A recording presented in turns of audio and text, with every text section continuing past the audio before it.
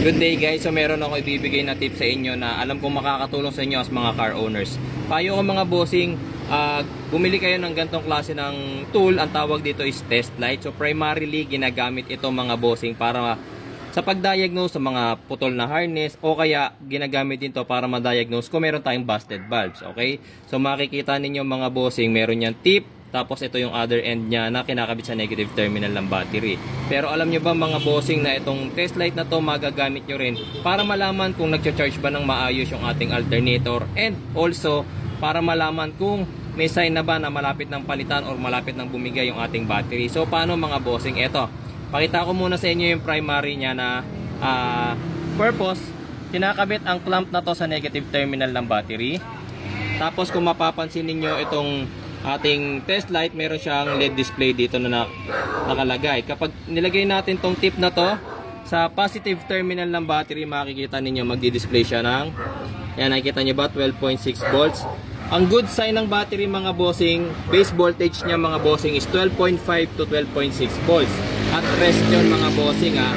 Pero kapag umaandar na yung makina natin, dapat yan mga sa 13 volts to 14 volts pataas. Pero bago yun, pakita ko muna sa inyo yung primary niyang purpose. Ang mga fuse natin mga boss, ito yung mga fuse natin na yan. Kung makikita niyo yung sa taas niyan, merong naka-bare or nakalabas na metal part. Ang purpose niyan para matesting yung fuse nang hindi na siya kailangan hugutin. Kapag itinusok natin yung other end ng tester natin at umilaw, ayan nakalagay 12.6 volts. Doon sa other end, tapos kapag doon naman sa kabila, umilaw ulit siya, 12.6 volts din. Ang ibig sabihin mga bossing, buo yung fuse. Pero kapag itinusok nyo sa isang side, tapos nilipat nyo sa kabila, at hindi na umilaw, ang ibig sabihin ng mga bossing, busted yung fuse na yon at kailangan yung palitan. Sa mga wires, ganun din.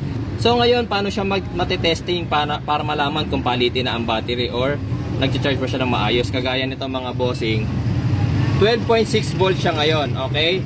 So ang gagawin natin, uutusan ko yung anak ko na ipastart yung ating kotse. Actually, ako na lang yung pag-i-start pala, sorry. Ayan, hawakan mo yung maigi yung camera, baby. Ayan, tapos i-start ko lang yung sasakyan mga boss. Ang isang good na battery mga bossing, kapag during start up, dapat yan hindi yan bababa ng 9 volts below. Okay, yung mga 9.5, 9.8, 10 volts, much better. 10.5 mas maganda. Wag lang yung bababa na siya ng 9 volts, 9.0 or mas mababa pa sa 9 volts. Kapag ganon ang naging voltahe niya during cranking mga boss, ibig sabihin medyo mahina na yung battery nyo, and sign na yon na malapit na siyang bumigay. Okay, check natin kung ilang volt siya kapag nag-start ako. Hindi mo baby ko alam natin pa sa